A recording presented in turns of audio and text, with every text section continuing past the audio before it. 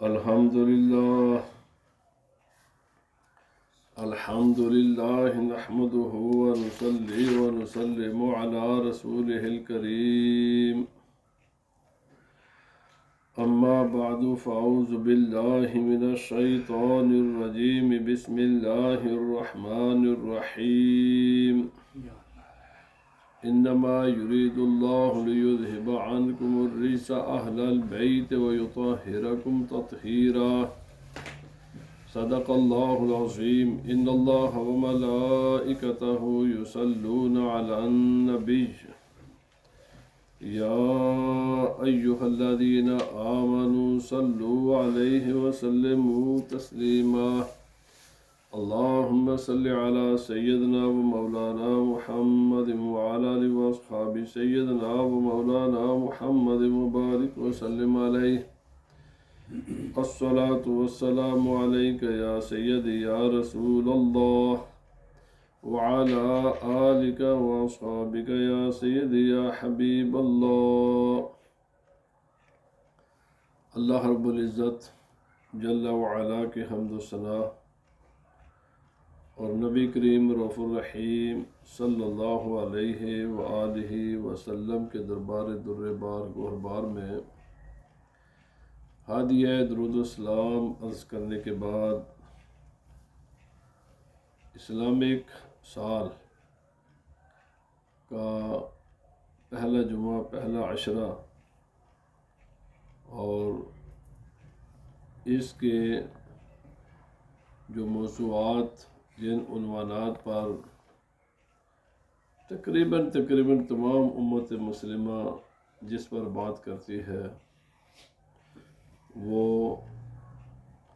اہل بیت نبوت، رسول اللہ صلی اللہ علیہ وسلم کے خاندان، سرکار دو عالم صلی اللہ علیہ وسلم کے جو گھر والے ہیں، ان کی عظمت و شان بھی بیان کی جاتی ہے، اور اس کا وجہ بھی ہم سب پتہ ہے کہ یہ دن مخصوص کیوں ہے، کیونکہ اسی مہینے کی 10 تاریخ کو میدان کربلا میں نواسہ رسول، جگر گوشہ بطول حضرت امام حسین رضی اللہ تعالی عنہ اور آپ کے ساتھ باقی نفوس قدسیہ نے ایمان دین کے تحفظ کے لیے،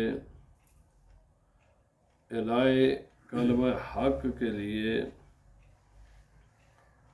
اپنی جان اور اپنے ہر چیز جس کی بھی دین تقاضا کرتا تھا اس کی قربانی پیش کی، اور قربانی دے کر دین کو ایسی مضبوط مستحکم بنیادیں فراہم کر دیں کہ اب قیامت تک کوئی ظالم دین کے اصولوں کو بدلنے کی اگر کوشش کرے گا، جیسا کہ ہر دور میں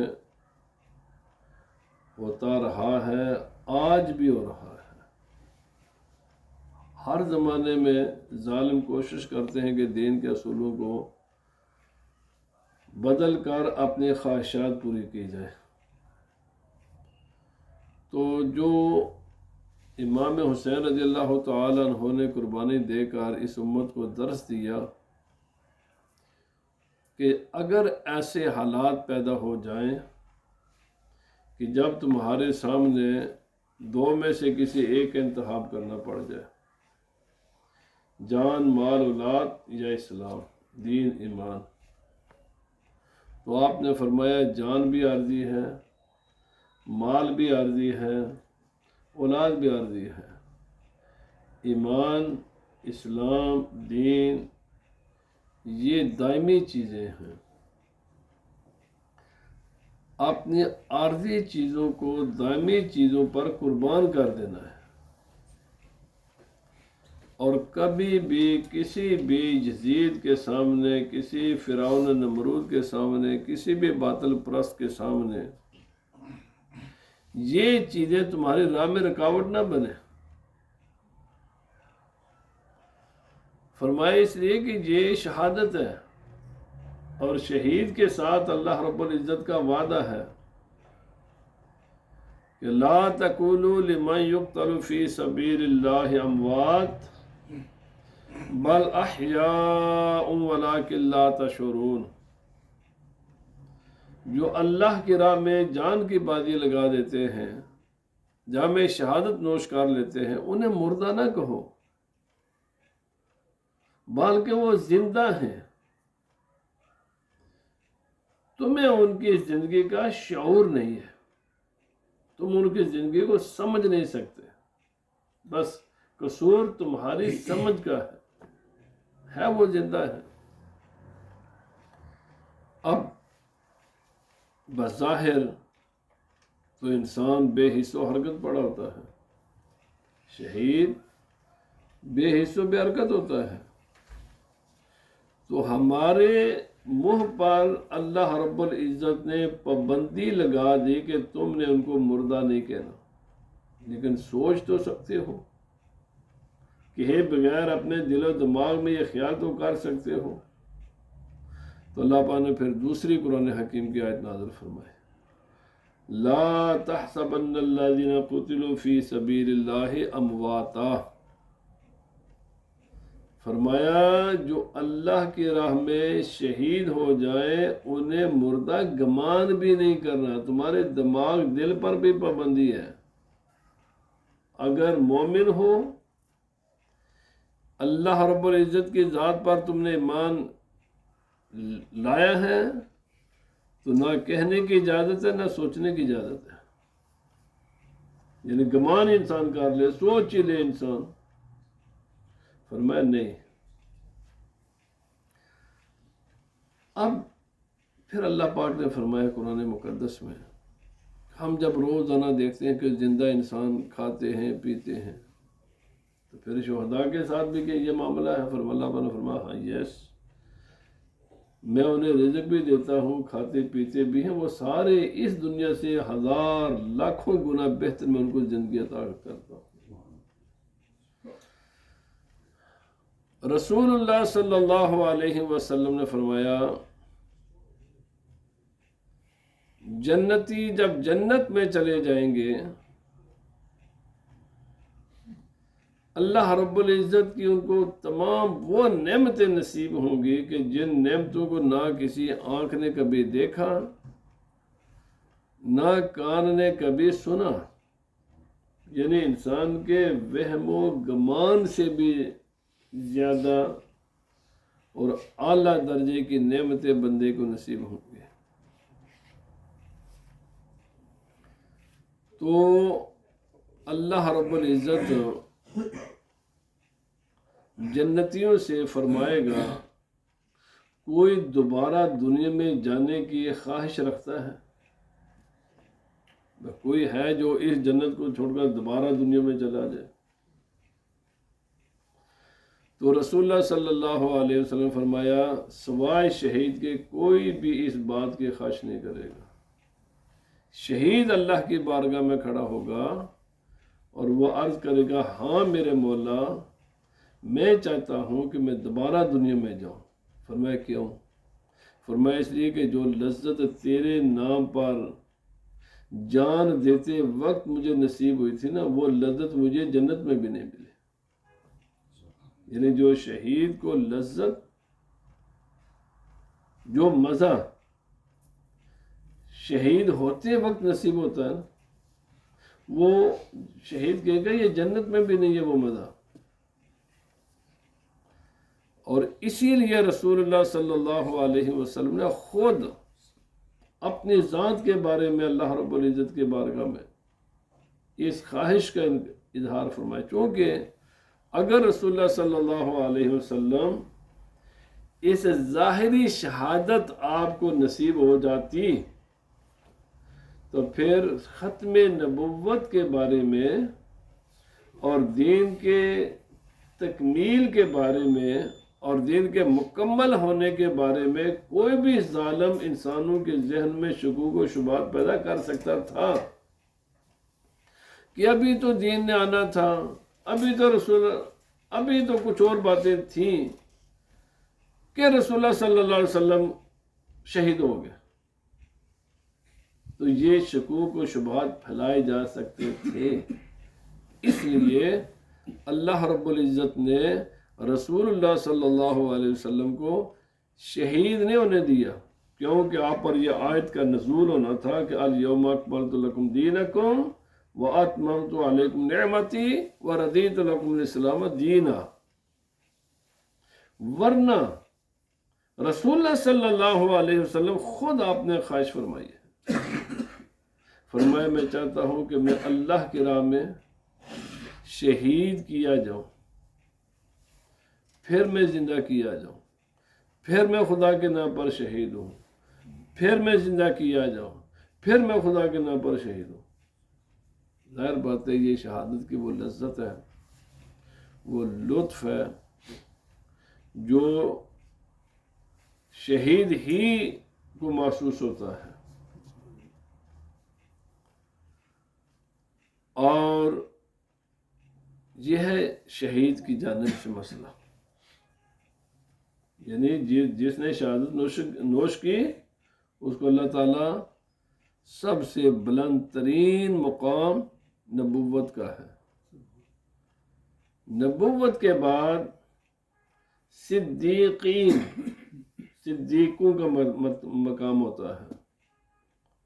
اللہ رب العزت نے قرآن مقدس میں یہ دو مرتبے، یہاں ان دو کے مرتبے کو تو کوئی نہیں پہنچ سکتا، یعنی نبیوں کے مرتبے کو ساری کائنات کے صدیق بھی مل جائے، شہید بھی مل جائے، اور صالحین بھی مل جائے، اور ساری کائنات کے عبادت گزار، متقی، پرہیزگار، یہ سارے لوگ اکٹھے ہو جائیں، ان تمام کی عبادات کو، اعمال کو، ان تمام کے اگر ایک پلڑے میں رکھا جائے تو پھر بھی کوئی بھی غیر نبی کے مساوی، نبی کے برابر نہیں ہو سکتے، یہ مل کر بھی نہیں ہو سکتے۔ یہ شان ہے۔ اور یاد رکھیں، میں یہاں پر ایک دوسری بات بھی ضمن عرض کرتا چلا جاؤں، تمام کائنات کی عقلیں، شعور، پوری کائنات کے انسان بھی، فرشتے بھی، جن بھی، ان کی عقلیں بھی جمع کر لی جائے تو ایک اللہ کے نبی کے مقابلے میں سب کی عقلیں مل کر بھی نا وہی حیثیت ہے جو ایک ذرے کو زمین کے باقی ذروں کے ساتھ نسبت ہے۔ اور یہ درختوں کے پتوں کو ساری کائنات کے، ساری زمین کے درختوں کے پتے ملا لیے جائے نا تو جو ایک پتے کو باقی پتوں کے ساتھ میں نسبت ہے نا، بس یہی نسبیوں سمجھے کہ باقی ساری کائنات کے ذرے اور باقی ساری کائنات کے پتے یہ اللہ پاک نے تقسیم کیے ہیں باقی اپنی ساری مخلوق میں، اور تمام مخلوق کے مقابلے میں اکیلا ایک نبی، وہ باقی سارے پتے ہیں، وہ باقی سارے ذرے ہیں۔ زمین کے کتنے ذرے ہوں گے کوئی انسان اندازہ لگا سکتا ہے؟ یہ اللہ کے ایک نبی کا مقام ہے۔ اور ساری کائنات کی عقلیں، حکمتیں مل جائیں، اور تمام انبیاء کرام کی بھی، انبیاء کرام کی نسبت میں رسول اللہ صلی اللہ علیہ وسلم کی عقل اور حکمت وہی نسبت ہے جو باقی مخلوق کو ایک نبی کے ساتھ نسبت ہے۔ کوئی انسان تصور کر سکتا ہے رسول اللہ صلی اللہ علیہ وسلم کو اللہ تعالیٰ نے کتنی عظمت، کتنی شان، اور یہ جو آج ہم ضمناً اپنی عقلوں کے گھوڑے دوڑاتے ہیں نا اور سمجھتے کہ ہم نے بڑا کمال کر لیا ہے تمام معاملات میں، میرے بھائی ساری کائنات کی عقلیں مل کر بھی ایک نبی کی عقل کے برابر نہیں ہو سکتی، اور سارے انبیاء کی عقلیں مل کر بھی نبی پاک صلی اللہ علیہ وسلم کی عقل کے برابر تو دور کی بات ہے۔ یہ نسبت ہے جو ایک پتے کو باقی کائنات کے سارے پتوں کے ساتھ ہے، اور جو ایک ذرے کو باقی کائنات کے سارے ذروں کے ساتھ ہے۔ اس لیے مختصر بات یہ ہے کہ اپنی تمام خواہشیں، اپنی تمام منمانیاں، یہ اپنے ذہن کی ساری پروازیں، ان کو ختم کرو، ختم کرو ان کو، اگر دائمی کامیابی چاہتے ہو۔ اور میں بشمول میرا، اگر میں بھی دائمی کامیابی چاہتا ہوں تو میرے بھائی اپنی خواہشوں کو رسول اللہ صلی اللہ علیہ وسلم کے حکم کے سامنے قربان کرو۔ رسول اللہ صلی اللہ علیہ وسلم فرمایا لا یؤمن احدکم حتی یکون ہواہ تبعا لما جئت بہ، کوئی بھی تم میں سے مومن نہیں ہو سکتا، کوئی بھی تم میں سے مومن نہیں ہو سکتا جب تک کہ اپنے خواہشات کو اس کے سامنے سرنڈر نہ کر دے، چھوڑ نہ دے کہ جو میں خدا کی طرف سے لے کر آیا ہوں۔ نبی پاک صلی اللہ علیہ وسلم کے حکم کے مقابلے میں اپنی من مانیاں کرنا، اپنے ذہن کے گھوڑے دوڑانا، سمجھنا کہ میں بڑی بلا ہوں، میرے بھائی تو کچھ بھی نہیں ہے، بالکل کچھ بھی نہیں ہے۔ تیری عقل تو دور کی بات ہے، ساری کائنات کی عقلیں بھی مل کر نا، ساری کائنات کے ایون انبیاء کرام کی بھی عقلیں مل کر نا نبی پاک صلی اللہ علیہ وسلم کے سامنے وہی اس کی نسبت ہے جو ایک پتے کو باقی کائنات کے سارے پتوں کے سامنے۔ اب نبی کریم رف الرحیم صلی اللہ علیہ وسلم، اللہ پاک نے فرما دیا کوئی چیز ابہام میں انکلیریفائی نہیں چھوڑی گئی، کوئی بھی چیز نہیں چھوڑی گئی۔ رسول اللہ صلی اللہ علیہ وسلم نے فرمایا اگر حیات ظاہری کے ساتھ آج موسیٰ علیہ السلام بھی ہوتے، میں اور آپ کہاں کی کس باقی بولی ہے، موسیٰ علیہ السلام اللہ کے نبی بھی اگر ہوتے نا، ان کے لیے بھی کوئی چارہ نہیں تھا سوائے اس بات کے کہ میری اتباع کرے۔ اگر اللہ کے اور حضرت عیسیٰ علیہ السلام آئیں گے نا، کتنا جلیل القدر پیغمبر ہے،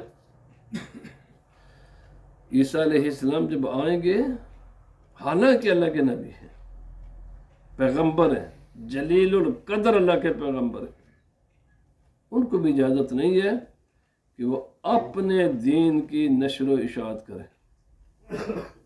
وہ بھی جب تشریف لائیں گے، اور الحمدللہ اب تو آنے کا ان کا وقت بہت ہی قریب آ گیا ہے، انشاءاللہ قریب ہے، زیادہ دور نہیں، اب وہ آئیں گے، آنے والے ہیں۔ جب آئیں گے نا، وہ اپنے جو اللہ نے ان پر دین نازل کیا تھا نا، اس دین کی تبلیغ آپ نہیں فرمائیں گے، اجازت ہی نہیں ہوگی۔ وہ رسول اللہ صلی اللہ علیہ وسلم کے دین کی تبلیغ فرمائیں گے، وہ تمام فیصلے، وہ تمام احکام رسول اللہ صلی اللہ علیہ وسلم کے فیصلوں کے مطابق فرمائیں گے۔ تو اس لیے یہاں پر میں جو بات کی تھی وہ یہ ہے، میرا موضوع تو شہادت ہے، یعنی دیکھتے ہیں نا جی ہم من مانیے کرتے ہیں، ہم بہت زیادہ بہت زیادہ، حد سے زیادہ، اور اپنے ذہن سے ہم سمجھ رہے ہوتے ہیں کہ ہم بڑے کلیور ہیں، ہم بڑی بلائیں ہیں، ہم بہت کچھ جانتے ہیں۔ حالانکہ حقیقت یہ ہے کہ انسان مکمل اندھیرے میں ہے، مکمل اندھیرے میں ہے، ڈارک، اس کو بالکل کسی بات کی خبر نہیں ہے۔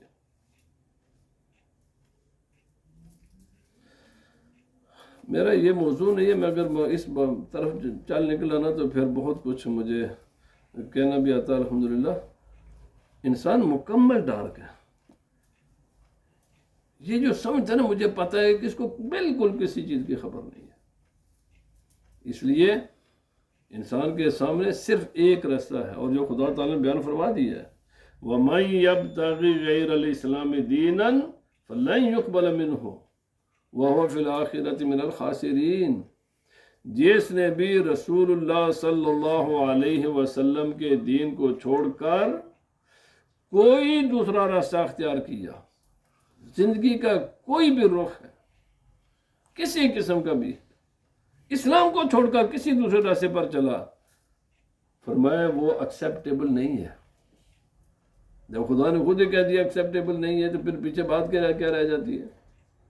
سوائے نقصان کے کچھ حاصل نہیں ہوگا، کچھ بھی حاصل نہیں ہے میرے بھائی، نقصان ہی نقصان ہے۔ نفع صرف ایک بات میں ہے، رسول اللہ صلی اللہ علیہ وسلم کی اطاعت میں، رسول اللہ صلی اللہ علیہ وسلم کی اتباع میں۔ تو اب رسول اللہ صلی اللہ علیہ وسلم کو جو شہادت نصیب اللہ بظاہری، ویسے تو آپ کی شہادت ہے لیکن ظاہری شہادت نہیں ہے آپ کی، وہ اس لیے کہ وہ یہ قیامت تک کوئی بھی ظالم، ایسے جیسے کہ رسول اللہ صلی اللہ علیہ وسلم امی تھے نا،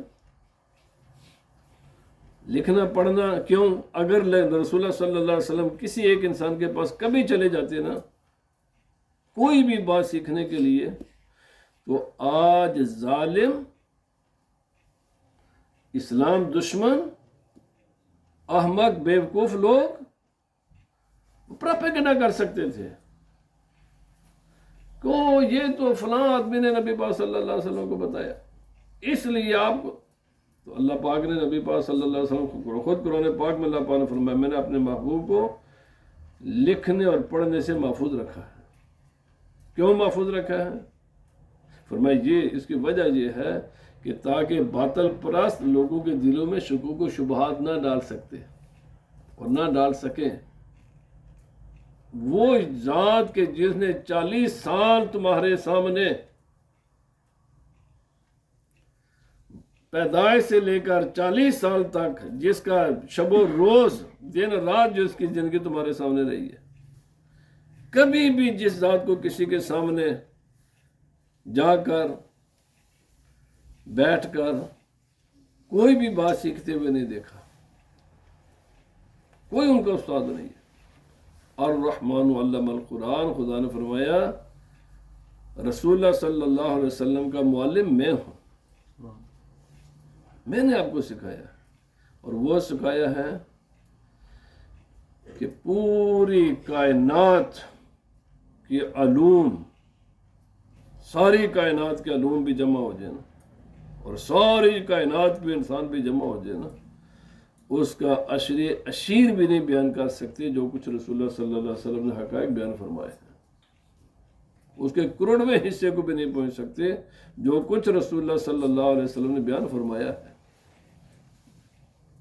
اب یہ جو علم کے دریا سمندر رسول اللہ صلی اللہ علیہ وسلم نے بہائے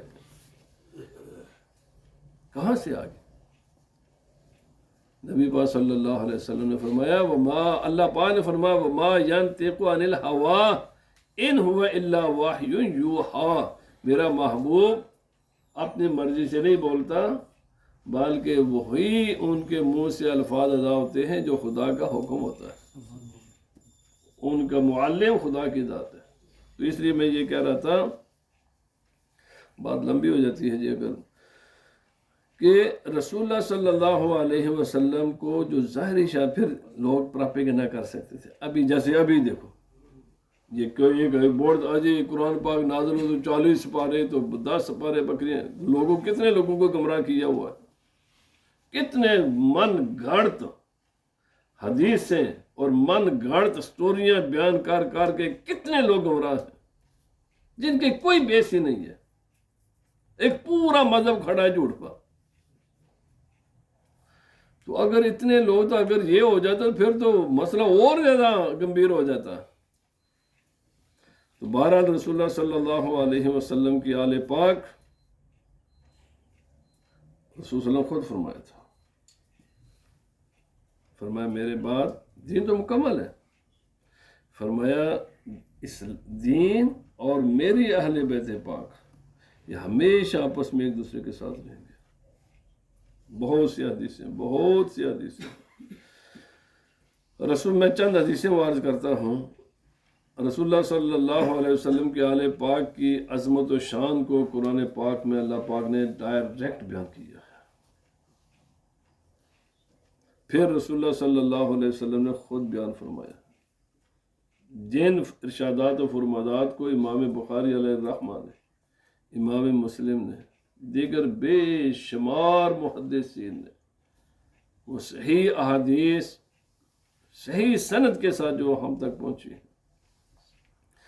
وہ اتنی زیادہ ہیں کہ جن کا شمار نہیں ہے۔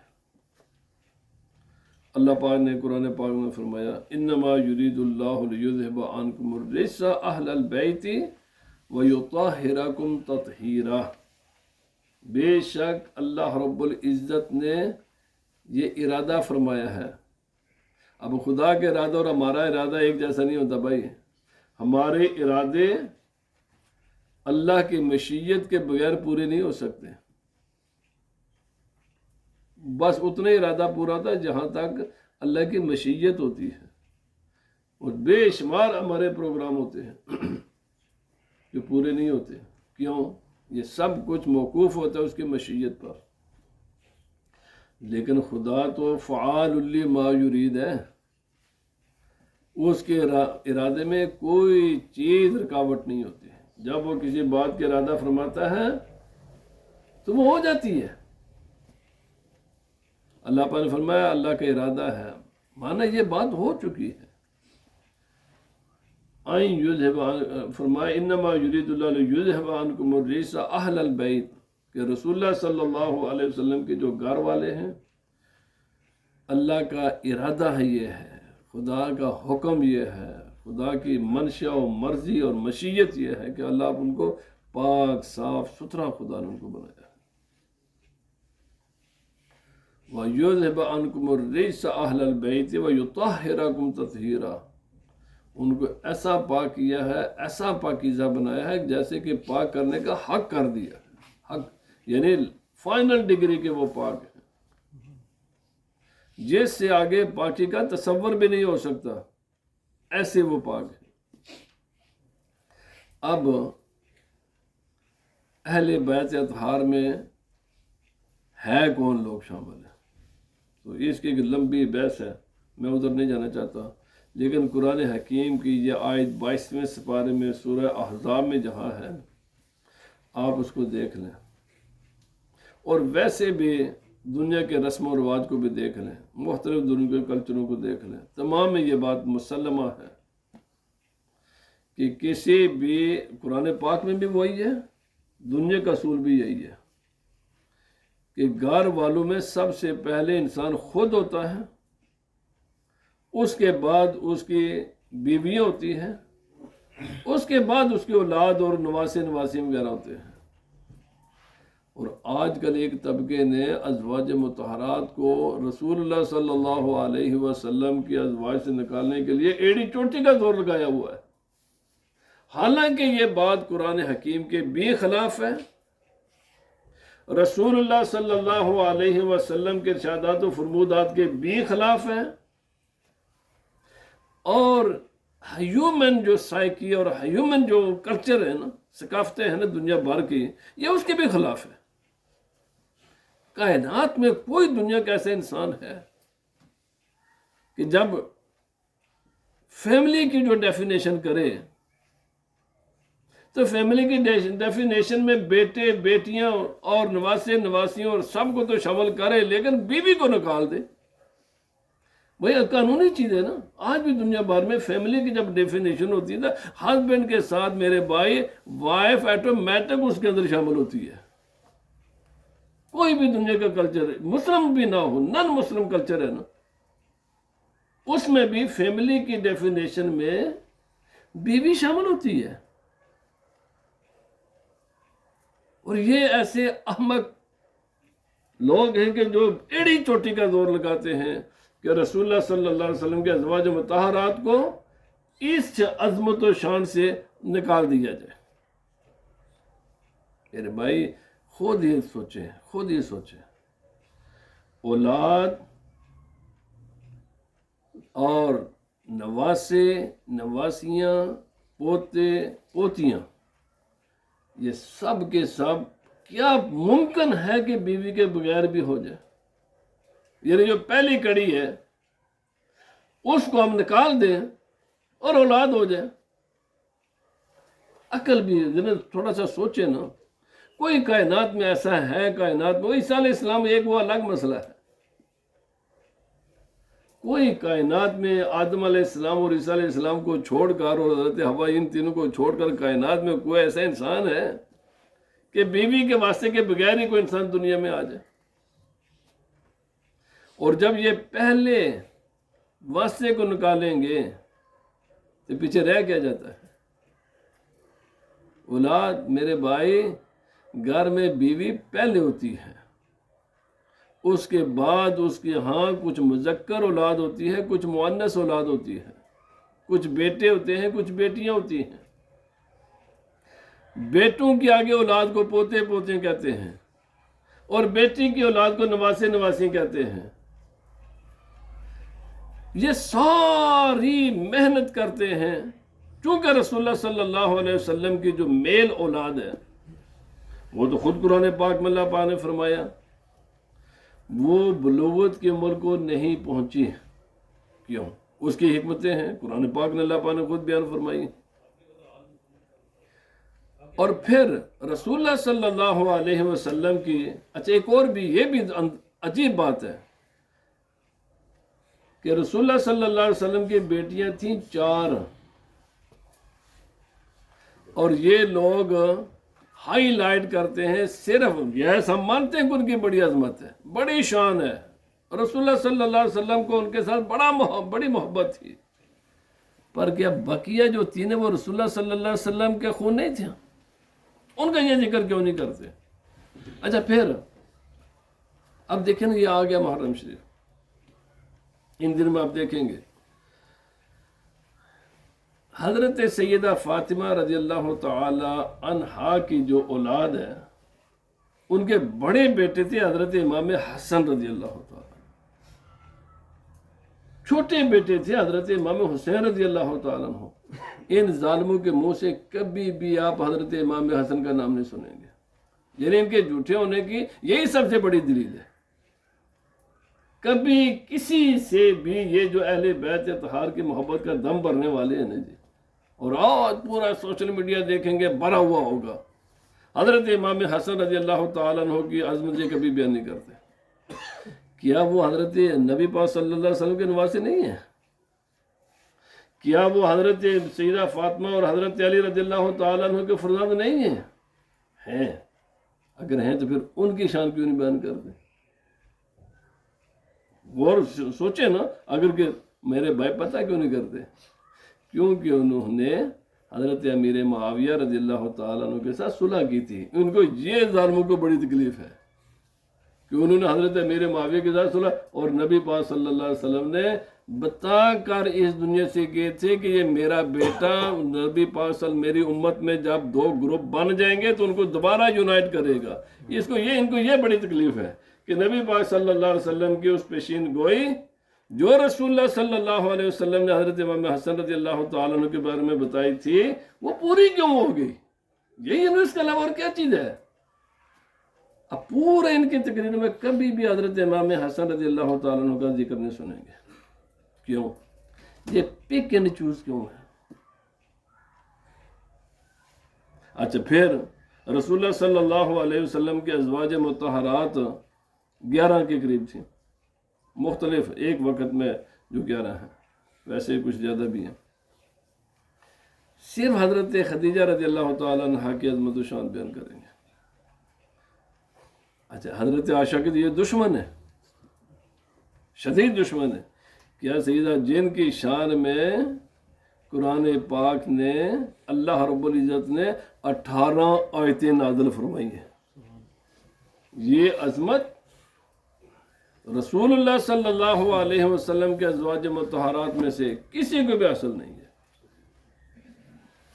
کسی کو بھی حاصل نہیں ہے، ڈائریکٹ، اور جس میں کوئی دوسری رائے بھی نہیں ہے۔ ہر مسئلے میں مختلف رائے ہیں۔ سورہ نور کی 18 آیتیں کائنات کے مالک نے جس ہستی کی عظمت میں 18 مسلسل 18 آیتیں نازل کی ہیں، یہ بھی نہیں کہ اس جگہ پر مسلسل آتی ہیں وہ، اور 18 کی 18 آیتیں صرف سیدہ عائشہ رضی اللہ تعالیٰ عنہ کی شان میں ہیں. ان کو بڑا تکلیف ہے ان کے ساتھ. میرے بھائی اہل سنت و جماعت پک اینڈ چوز نہیں کرتے. جس کو بھی رسول اللہ صلی اللہ علیہ وسلم جو بھی شان ہے کوئی بھی ہے، چاہے رسول اللہ صلی اللہ علیہ وسلم کا کوئی صحابی ہے، چاہے رسول اللہ صلی اللہ علیہ وسلم کے ازواج مطہرات ہیں، چاہے رسول اللہ صلی اللہ علیہ وسلم کے نواسے ہیں، نواسیاں ہیں، چاہے آپ کے صاحبزادیاں ہیں، سب کو جو عظمتیں جو شانیں ملی ہیں وہ سب کی سب عظمتیں اور شانیں رسول اللہ صلی اللہ علیہ وسلم کی وجہ سے ہیں. اور ہم تمام کی عظمتوں کو ایکسیپٹ کرتے ہیں. جن کی عظمتیں خدا نے بیان فرمائی، جن کی عظمتیں رسول اللہ صلی اللہ علیہ وسلم نے بیان فرمائی، ہم پک اینڈ چوز نہیں کرتے. الحمدللہ حضرت امام حسن رضی اللہ تعالیٰ عنہ کا بھی ہم ذکر کرتے ہیں، امام حسین کا بھی ذکر کرتے ہیں، سیدہ فاطمہ رضی اللہ تعالیٰ عنہ کا بھی ذکر کرتے ہیں. اور جو حضرت علی کی عظمت ہو، کوئی شک نہیں، بڑی عظمت ہے، کیونکہ ان کے عقد نکاح میں رسول اللہ صلی اللہ علیہ وسلم کی ایک صاحبزادی تھی. تو جس کے نکاح میں آدم علیہ السلام سے لے کر نبی پاک صلی اللہ علیہ وسلم تک سوائے جس کے نکاح میں 2 اللہ کے نبی کی صاحبزادیاں ہوں، یہ ایک ہی شخصیت ہے خدا کی ساری مخلوق میں جس کو رسول اللہ صلی اللہ علیہ وسلم فرمایا اگر میری کوئی اور بھی صاحبزادی ہوتی تو میں وہ بھی اس کے عقد نکاح میں دے دیتا. حضرت عثمان غنی رضی اللہ تعالیٰ عنہ ہوئی وہ شخصیت ہے آدم علیہ السلام سے لے کر نبی پاک صلی اللہ علیہ وسلم تک کوئی بھی ایسا انسان نہیں ہے کہ جس کی عقد نکاح میں کسی بھی اللہ کے نبی کی 2 صاحبزادیاں ہوں یکے بعد دیگرے. اور رسول اللہ صلی اللہ علیہ وسلم نے یہ نہیں فرمایا، اور فرمایا اگر میری 40 بھی ہوتی نا، ایک وفات پا جاتی میں دوسری کو اس کے نکاح میں دے دیتا، وہ وفات پا جاتی تو میں اس کو تیسری کو اس کے نکاح میں دے دیتا، وہ فوت ہو جاتی تو میں چوتھی کو اس کے نکاح میں دیتا. تو ان کے یہ دشمن ہے، سخت شدید دشمن ہے. میرے بھائی عقیدہ اہل سنت و جماعت اس پر مضبوطی کے ساتھ قائم رہے. اور یہ تمام سوشل میڈیا کا زمانہ ہے، فتنے فساد کا زمانہ ہے، اسے جتنے بھی اپنے آپ کو بچا سکتے ہو بچاؤ. اور عقائد اہل سنت جو رسول اللہ صلی اللہ علیہ وسلم سے جو عقائد، جو معاملات، جو حقائق، جو سچائیاں ہم تک پہنچی ہیں ان کے ساتھ مضبوطی کے ساتھ. اور یہ بے شمار قسم کے سب جھوٹ، مکر، فریب اور جھوٹا اور دھوکہ بازیاں آپ کو پورا سوشل میڈیا. تو بھائی آپ عام انسان میں اتنی صلاحیت ہی نہیں ہے کہ وہ سچ کو اور جھوٹ کو الگ کر سکے. بہرحال اللہ پاک ہمیں عمل کی توفیق عطا فرمائے.